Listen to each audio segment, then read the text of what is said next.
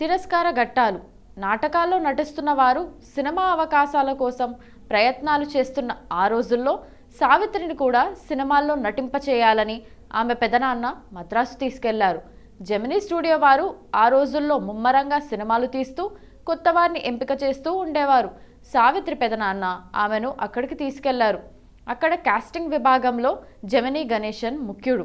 Savitri Gemini గణేశన్ను మొట్టమొదటిసారిగా చూసింది అక్కడే.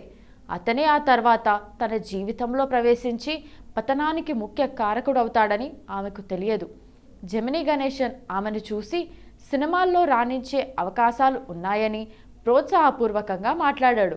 అయితే తనకు చూపిన ఫోటోలు బాగాలేవని మద్రాసులో ఆర్ఎన్ నాగరాజరావు అనే స్టిల్ ఫోటోగ్రాఫర్ దగ్గరకు వెళ్ళి ఫోటోలు తీయించుకొని బాగా వచ్చిన ఫోటోల వెనక అడ్రస్ రాయించి నిర్మాణ సంస్థలకు ఇవ్వవలసిందిగా తగిన సూచనలు చెప్పి పంపించాడు గణేశన్.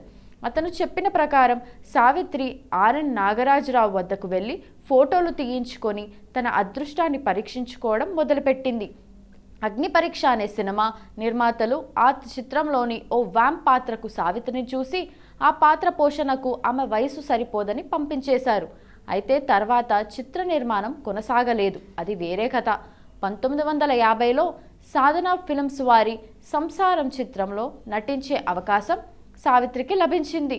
అది ఎన్టీఆర్ అక్కినేని కలిసి నటించిన తొలి చిత్రం. నాగేశ్వరరావు తొలిసారి సాంఘిక చిత్రంలో హీరోగా పరిచయం కావడం ఆ చిత్రంతోనే.